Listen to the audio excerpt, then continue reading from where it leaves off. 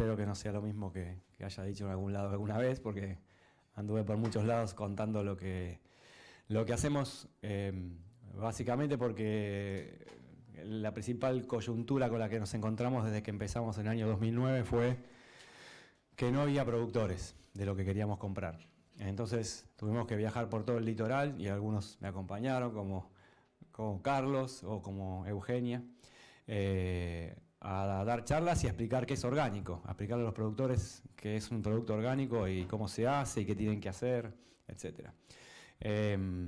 Nuestra empresa la creamos en el año 2009-2010, porque tardamos muchos meses. En esa época la IGJ andaba mal, así que duró 7 meses la inscripción en la IGJ y no pudimos operar hasta ese momento.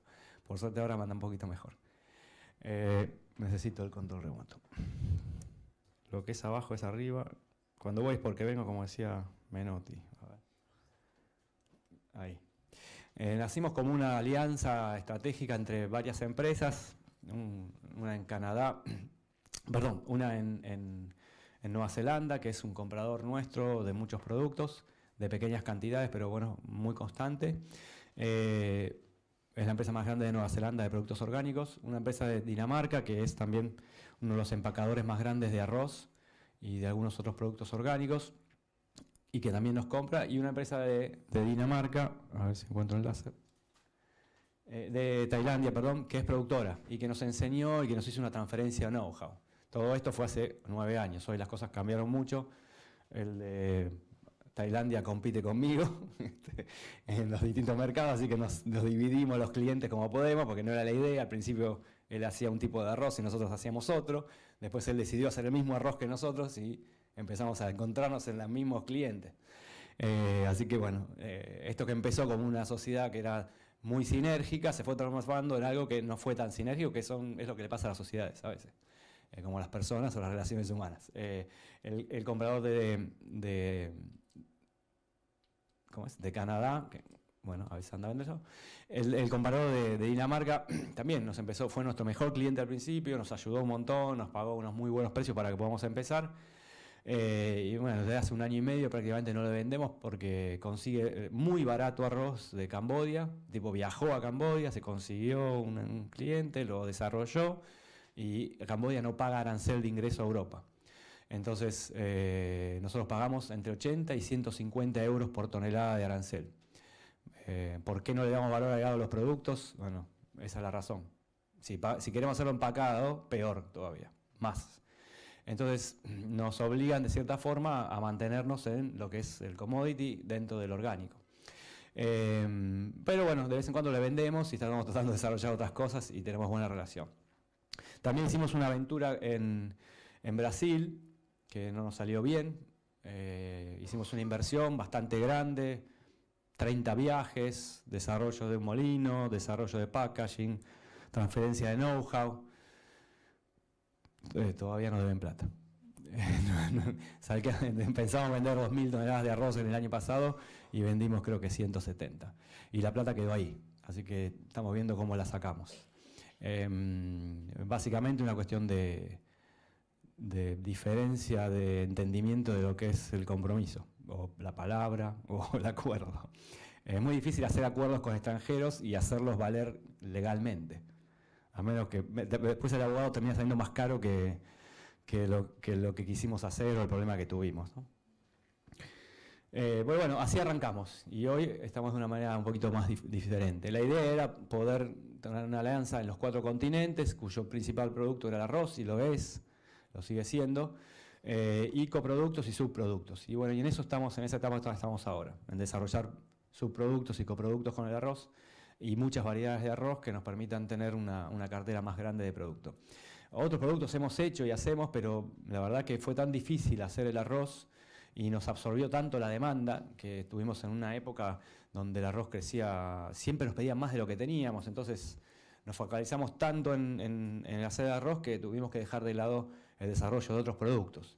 El sistema que utilizamos fue bastante virtuoso porque tenemos buenos productores de arroz, trabajamos con ellos, los financiamos, les ayudamos a hacer la certificación. Tenemos algunos campos que operamos nosotros mismos con los productores que ponen las máquinas, algún tipo de acuerdo, pero la verdad que las distancias son tan grandes Y nosotros operamos desde acá y desde Zárate y desde cerca de Concordia, que ya cuando pasan los 400 kilómetros se nos hace muy difícil poder controlar lo que se está haciendo, y ahí perdemos un poco de confiabilidad en el día a día del mantenimiento y el trabajo en el campo, ¿no? Y sobre todo que lo que pedimos que se haga se termina no haciendo o se hace al revés, y muchas veces los que pagamos esos costos somos nosotros. Entonces, lo de los otros productos quedó para otro capítulo, que lo va a tener que explicar Lucas, que estaba por acá y se fue, otro día cuando venga. Tuvimos que desarrollar otra empresa que hace todos los productos que nosotros no podemos hacer y que le puede dedicar el tiempo y hacer ese mismo viaje que hicimos por todo el litoral, a La Pampa, Córdoba, San Luis, Tucumán, Salta, Jujuy, etc. Hay que ir a ver a todos los productores, convertirlos en orgánicos y enseñarles por qué es interesante hacer orgánico, cómo se hace, cómo se consume, cómo se produce, cómo se almacena. El tema de los insectos para nosotros que hacemos granos es fundamental y es uno de los gravísimos problemas que tiene Argentina y una de las más grandes limitaciones. Y yo creo que si nos ponemos a preguntar a los que exportan, las mayores pérdidas que las empresas tienen están en ese problema, que lleguen granos con insectos. Eso significa perder 20, 15, 30, 40, 60 mil dólares de un plumazo. Entonces la distancia ahí nos perjudica muchísimo. Una consulta, vos ahí decís hacer con productores, ¿vos le comprás el grano a ellos o están asociados para exportar? ¿Cómo hacen? No, les compramos todo el grano bajo contrato y bajo precio pactado, y bueno, lo único que no podemos pactar es el volumen, ¿no? Ni la calidad. Pero sí, después almacenamos todos nuestros propios depósitos y vamos procesando durante todo el año a medida que van surgiendo los pedidos o los contratos que tenemos para ejecutar. Pero tenemos más o menos 18 variedades distintas de arroz. No que son distintas a la vista, sino que las calidades que exigen los clientes son totalmente distintas. Lo cual requiere que estén almacenados los granos como vienen del campo, no todos mezclados, sino en distintos lugares, porque no es lo mismo uno que tiene granos rojos que uno que tiene granos verdes, otro que no tiene ninguno de esos dos defectos. Hay clientes que lo aceptan, clientes que no, y si no hay que reprocesarlo, etc. Entonces, los costos son altísimos. Cuando uno ve el precio de un arroz convencional y el arroz orgánico, dice, bueno, pero es más caro. Sí, bueno, pero fíjate todo lo que estamos invirtiendo y en qué condiciones tenemos que trabajar y después en la escala que tenemos que trabajar para poder hacer ese seguimiento, ¿no? La base del negocio era la demanda, la alta demanda de productos orgánicos que hoy existe. En algunos momentos acompaña mucho el precio para que se pueda tener una rentabilidad mejor, y en otros momentos como ahora el precio no acompaña para nada y quizás estás vendiendo al costo o con suerte puedes zafar tus costos fijos. Hoy realmente el escenario mundial es muy adverso y el escenario interno es muy adverso, no por el Estado, sino porque los costos son altísimos. Y eso cuesta mucho revertirlo, no es una medida que el Estado dice, bueno, mañana los puertos, en vez de cobrar $700 por contenedor la consolidación, la van a cobrar $350. Eso no se puede hacer. Ahora, ¿por qué cobran 700 si pudieran cobrar 350? Y bueno, la oportunidad y la historia lo habrá llevado a ese punto, ¿no? ¿O por qué las navieras cobran el dólar a 16,80? Nadie dijo nada sobre eso. Bueno, ahí estás perdiendo miles de dólares por año. No, todo contenedor. Esto es alimento directo, no es feed. O sea que lo cuidamos como lo que es, alimento. Va en bolsas cerradas, selladas, con atmósfera modificada. Muy pocas veces mandamos en 25 kilos y estamos empezando a mandar empacado, con los miedos que nos ocasiona por el tema de los insectos. Pero no, lo mandamos, no aconsejamos a nuestro cliente que lo compren de otra manera que así. Porque esto va o al paquete directo o a una harina que después se mezcla para hacer fideos, otro tipo de cosas. ¿Qué otros drivers empujan la demanda de los orgánicos en nuestro punto de vista? Bueno, los alimentos sanos, los granos enteros, el sin gluten es muy importante, capaz que a veces es más importante que el orgánico, el no GMO, que va directo con el orgánico, pero mucha gente no lo sabe, la alta proteína, el bajo índice glucémico para los que son diabéticos, Hay distintos cereales que disparan picos de glucemia o no. Sin alergénicos, el tema veganos es muy importante, lo vamos viendo, hasta hay pabellones ahora veganos en las ferias grandes, como en Anuga. Y bueno, ¿cuáles son las restricciones y el desafío? Tener la producción en ese momento y vender, obviamente. Nosotros no estoy hablando de vender, pero vender es dificilísimo, no es fácil. Y nos costó mucho arrancar. Y las restricciones principales eran el producto, los productores y siempre el capital, porque cuando uno está creciendo el capital siempre nunca le alcanza. Empezamos con la idea de ser brokers, pero nos dimos cuenta que no se podía. Tuvimos una nueva concepción, hicimos un acuerdo con un molino y empezamos a trabajar con ellos. La verdad que lo que dijo Monique es que parece que es verdad, que donde están empresas orgánicas las cosas florecen bastante más. Toda esa área donde nosotros trabajamos y el molino y los productores y los proveedores nuestros y los camioneros, ninguno se fundió por ahora, salvo algún productor, por mal manejo o porque un exceso de inversión no controlada, digamos, o una mala cosecha porque el clima sí es difícil. Pero la verdad que todos los demás que trabajan en relación con nosotros y a nosotros nos ha ido bien, con altibajos obviamente, pero sí, logramos alianzas muy buenas con proveedores y con la industria. Empezamos con muy poquito, me pasé. Luego fuimos duplicando, o sea, 2012, 2011, 2013, 2014, fueron muy buenos años, 2015, siempre con problemas de capital, siempre con problemas de abastecimiento, hasta que en 2015 más o menos logramos el volumen que queríamos y empezamos a incorporar variedades. Y llegamos a tener 2 molinos, ahora volvimos a tener uno solo porque concentramos todo allí. Y el tema este de los bichos es un problema muy grave y bueno, la manera que nosotros lo tratamos requiere de mucho espacio y nos conviene estar cerca del molino y no en el puerto donde estábamos antes, que nos generaba una cantidad de fletes por roturas y ese tipo de cosas muy grande. Y bueno, en el 2015 vendimos lo mismo, pero no fue un buen año, también por los altos costos de la inflación en dólares. Siempre que hay inflación en dólares, nosotros tenemos precios fijos o decrecientes, así que, y no se pueden cambiar, son contratos de 6 meses, de 12 meses, a los clientes no les gusta, no aceptan cambios de precio, hay clientes que tienen los mismos precios hace años, entonces, y nosotros estamos así todo el tiempo, entonces es muy difícil mantener relación si uno no está dispuesto a perder a veces plata. Y bueno, y ahora en el 2016, la verdad que arrancamos con unos meses fantásticos y después los altos costos en dólares y la inflación altísima y el alto costo del crédito erosionó casi toda la ganancia que tuvimos. Así que estamos en un plan de decrecimiento porque también se nos paró el mercado americano. De repente, y esto lo compartí con gente que hace pasas de uva, que hace arroz también, con gente que hace soja, cebada, trigo. No sabemos bien qué pasó en Estados Unidos, si fueron las elecciones, si fue el miedo, y sí también es una buena cosecha que han tenido en octubre y anterior al año pasado, que los precios nuestros son altísimos, o sea, no aceptan nuestros precios y las ventas son más bajas. Suponemos que después de este octubre, y ya con Trump afianzado, y que por ahí el cuco es tan cuco o no es tan cuco, no sabemos, por ahí las cosas mejoran.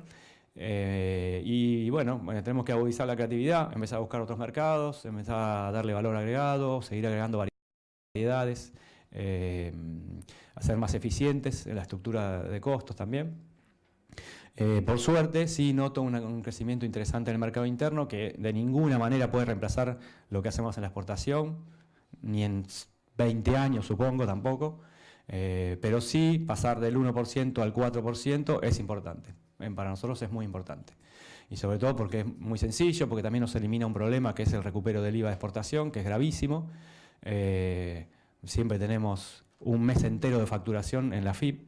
Y al vender en el mercado interno, bueno, eso nos lava un poquito ese impuesto, que usted se tarda 6, 7, 8 meses en recuperar, o con una inflación del 40% el año pasado y el 20 y pico % este año, más si una mini devaluación o evaluación que hay, y bueno, nosotros todo lo que habíamos ganado el año 2015 lo perdimos por la devaluación.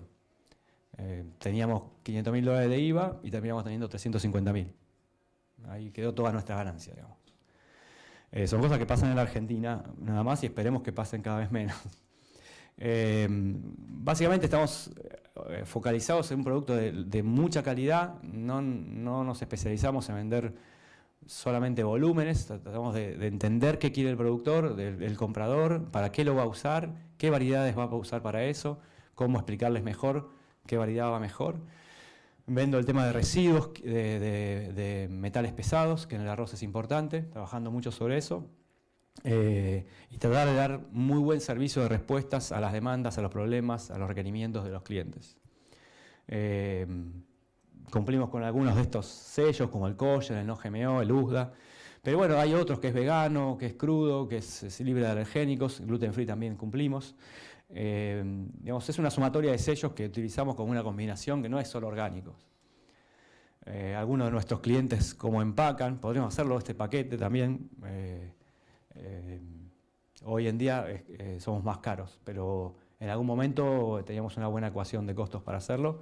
Argentina también está muy atrasado, la disyuntiva esta de valor agregado, además de los aranceles, para comprar este plástico o este envase, y bueno, por ahí hay 2 empresas que lo hacen y te hacen hacer 100.000 envases, y yo tengo 8 variedades de arroz, entonces tengo que hacer 800.000 envases.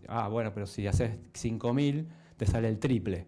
Pero ahí me voy de precio. Entonces, y la máquina, la máquina la tenés que importar y tarda 7 meses en llegar y te la tienen que instalar, etc. Estamos muy crudos y muy infantiles en lo que es el proceso de todos los productos de Argentina en general, y en el orgánico no escapa esa regla. Ojalá podamos agregar valor, lo queremos hacer, pero es un proceso lento. Y además, en esto que es orgánicos no hay expertise. Y en gluten free menos. O sea, no conozco expertos o muchos expertos que sepan, por ejemplo, mezclar harinas que sean sin gluten y con eso obtener algo específico para fideos, para bakery o para cualquier otra cosa. Y a veces nuestros clientes no saben. Les preguntamos, pero el arroz si está partido es mejor, me da lo mismo, pero se supone que si está entero es mejor. No lo notamos, pero seguramente hay algún estudio que lo revela. Estamos detrás de esa información un poco. Algunos productos que nacen en Asia, otros productos, porque el arroz, la Argentina, particularmente en el arroz, es un país que no consume, por lo cual no conoce nada sobre el arroz, o muy poco, sabe que el arroz se hace con manteca y queso, y se acabó. Y si alguno sabe hacer paella, bueno, es un gran cocinero. Se hacen galletas, se hacen harinas, y con la harina se hacen miles de cosas. Y ahí va a parar la mayor parte de nuestro producto, a la harina. Pero exportar harina no es tan fácil y es más costoso y hay que pagar más aranceles, etc. Y está el fantasma de los bichos también, ¿no? Con toda esa harina se hace chips, incluso están chacinados, se incluye el almidón de arroz, que podría ser también orgánico. Se hace salsa de soja. Los europeos son muy especialistas en hacer leches de arroz, de almendra, además de la de soja. Estas son algunas de las variedades que hacemos, algunos de los campos en los que trabajamos, en el Chaco, en Formosa, en Corrientes y en Entre Ríos. Y la verdad que para contar las cosas malas vinimos, no las buenas, sino que bueno, para el arroz, la verdad que el clima en el Chaco y en Formosa es muy hostil y se nos está haciendo muy difícil hacer, además de la distancia, hacer orgánico allí, ¿no? Porque las malezas son intratables y los insectos son cada vez más cantidad, y si bien existen productos orgánicos para aplicarles, son de lento efecto, y a veces si no hay un diagnóstico prematuro bien hecho, ya está muy avanzado el insecto, la colonia, y es muy difícil tratar, y después hay que lograr que los productores coloquen los productos en el momento que lo tienen que colocar y no 7 o 10 o 15 días después. Eso se hace muy tedioso y muy difícil de manejar. Imagino que es en todos los productos parecido. Hay otro fantasma que también molesta mucho, no en el arroz, porque donde hacemos arroz es muy salvaje, hay ganadería y arroz casi, nada más. Pero en otros productos el tema del glifosato aplicado en los campos vecinos realmente está generando un problema muy grave a los productores orgánicos. Es algo que la verdad que desde MAPO, desde el gobierno, tendríamos que empezar a discutir qué está pasando, por qué hay glifosato en todos lados, ¿no?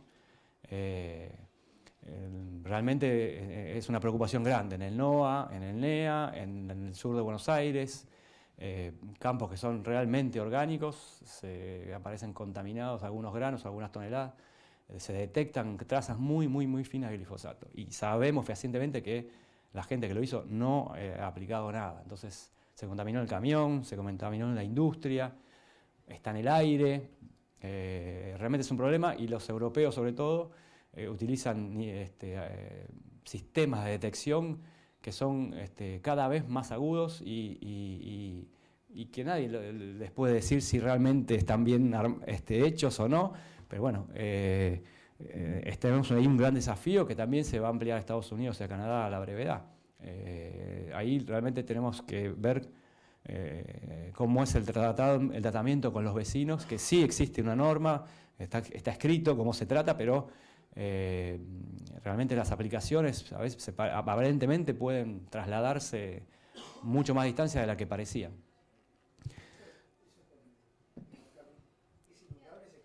Sí, sí, María. Aparentemente no. Yo no quiero dar casos porque hay gente del SENASA acá, pero Juan me conoce, pero digamos, hay gente que es totalmente creíble, que vos sabés, que lo conocés vos desde hace 15 años y sabés que no van a hacer ninguna macana. Y esos campos han tenido rastros de pesticidas, básicamente de glifosato. Entonces, ¿de dónde salió? ¿Entendés? Evidentemente, no hay nadie al lado por ahí. Entonces, los camiones, nosotros hemos estudiado trazas de GMO en camiones que vienen del Chaco, que habían traído soja antes, y fueron limpiados, barridos. Obviamente que no se pasó una hidrolavadora, pero por suerte la traza era ínfima y en la Argentina le demostramos que no existe arroz GMO ni nada por el estilo, y que, bueno, pero fue un caso, por suerte el cliente lo entendió y no nos dijo nada, pero la verdad que los sistemas de detección que está desarrollando Europa son cada vez más difíciles de cumplir, digamos, las normas son cada vez más difíciles de cumplir porque lo que antes nos daba todo cero, hoy empieza a dar unas cosas que decimos, ¿de dónde salieron esto? ¿No? Y ahí ya no sabemos si es una contaminación, creo que en casi la mayoría de los casos es una contaminación cruzada, porque son productos que si vos le aplicás glifosato, un lino, le aplicás glifosato se muere. Entonces, ¿quién le va a aplicar el glifosato al lino? No puede ser. Bueno, son temas que está bueno discutir porque nos limita, ese producto va a producto convencional directamente. Algunas fotitos lindas, algunos de nuestras instalaciones, molinos, con la participación de las ferias, con la fundación, que a mí me gusta llamar la fundación porque trabajé en la fundación y tengo mi corazón en la fundación. Bueno, son fundamentales. Los orgánicos casi no podríamos participar si la fundación y la Cancillería no armara estas ferias porque somos pequeños, armar una feria es dificilísimo, y ir allá, llave en mano y con la valijita y las muestras y sentarse, que esté todo preparado y que Lucía nos diga la clave del Wi-Fi y nos ayude con el café y las traducciones, es fantástico y la verdad que es un apoyo invalorable y que todo el tiempo tratamos de decírselo, lo mismo que también la seguridad que nos da el SENASA respecto a los otros organismos de inspección que lo valoran y lo respetan mucho. Esto que pasó con Ucrania, que explicó Monique, y con Turquía, nosotros lo estábamos viendo, sabíamos que estaban llegando barcos y no nos daban las cuentas de cuántas hectáreas tiene Ucrania como para poder meter tantos barcos de producto orgánico, pero también hay una connivencia del que compra, es evidente, que va a comprar algo que es demasiado barato como para ser verdadero. Pero bueno, ante un mercado de una demanda tan grande como el americano, bueno, pueden pasar estas cosas. En Europa esto sería más difícil de que suceda, aunque los amigos italianos hacen sus cositas de vez en cuando. Pero bueno, la mejor forma que contamos nosotros de encontrar clientes son las ferias, pero también hacemos misiones y vamos a visitar las ferias, a visitar a los clientes frecuentemente, porque con una vez al año, una y media o dos, no alcanza. Y la verdad que por el caso de Estados Unidos y Canadá es tan grande que solo vemos a una parte, son los que más se muestran, los que están más activos, pero son todos grandes, aunque sean los pequeños son grandes. Y hay muchos que no van porque no quieren importar directamente, no les interesa, no quieren tomar el riesgo, quieren comprar Mandame un camión o mandame medio, y la semana que viene mandame medio. Y para comprarnos a nosotros no tiene que hacer la orden de compra, lo tenemos que embarcar, lo tenemos que fumigar, lo tenemos que 40 días de barco, lo recibe, lo desembarca, lo desconsolida y recién ahí lo tiene listo para vender. Y si lo tiene que procesar, sigue esperando y entregárselo al cliente y después cobrarle a 60 días o más. Entonces, entiendo que muchas empresas americanas y canadienses no quieran importar directamente. Entonces ahí surge, bueno, ¿qué hacemos para dar un paso adelante? ¿O nos quedamos así o buscamos algo más? Y ahí está la posibilidad de ver si uno se instala afuera o no, también. Hicimos también mucho trabajo con los cocineros para aprender. María, que es cocinera también, es multifacética, pero trabajamos mucho con Hernán Giponi, que sabe mucho sobre arroz, y nos enseñó las aplicaciones para distintas variedades.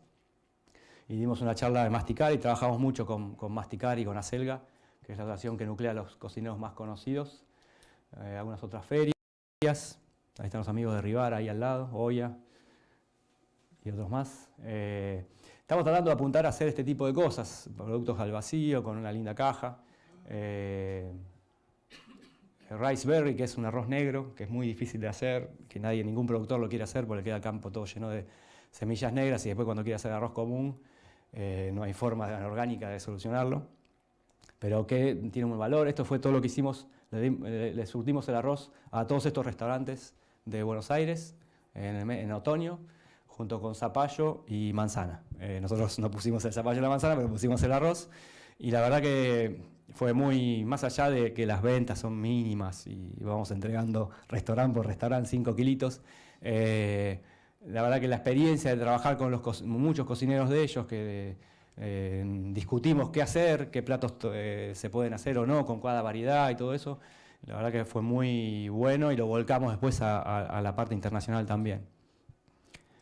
Estuvimos en ATC o Canal 7, no sé cómo se llama ahora, explicando sobre el arroz y sobre los orgánicos, que la verdad que también estuvo interesante gracias a esto que trabajamos con los cocineros.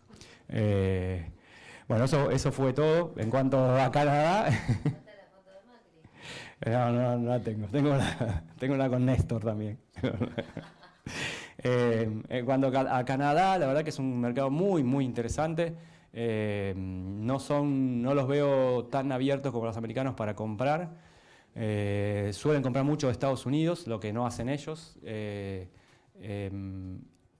Pero sí es un mercado muy, muy potente, que como Estados Unidos también es muy grande y hay que descubrirlo, ver dónde están las personas indicadas. Tiene algunas ventajas que le mencionaba José, por ejemplo, que no tiene una limitación de transporte tan baja como la que tiene Estados Unidos, que solo acepta la carga en camiones de hasta 19,5 toneladas en contenedores, y en Canadá acepta hasta 24 o 25. Y la verdad que eso ayuda mucho en lo que es el precio final del producto con el flete y todo lo demás, se divide bastante los costos fijos. El resto es más o menos lo mismo. En Canadá hay menos plantas para limpiar o frizar o tratar los productos si hay algún problema. Pero la verdad que es gente muy amable, gente muy seria también.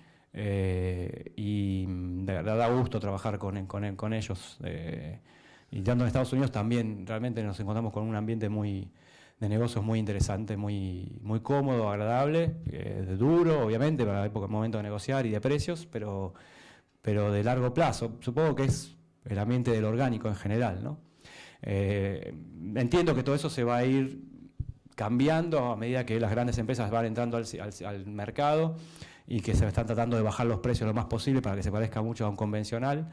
El tema es que hasta que alguien no pague la diferencia o no desarrollemos tecnologías que nos permitan producir lo mismo que el convencional, la diferencia existe. Así que si la tendencia lleva a precios similares, tiene que acompañar el desarrollo de la tecnología, que nadie invierte en tecnología orgánica, o alguien tiene que pagar la diferencia entre el orgánico y el no orgánico. El primer cliente que le vendieron en Estados Unidos, ¿lo generaron ustedes viajando? Sí, yo hice como 7 ferias a Estados Unidos sin vender nada.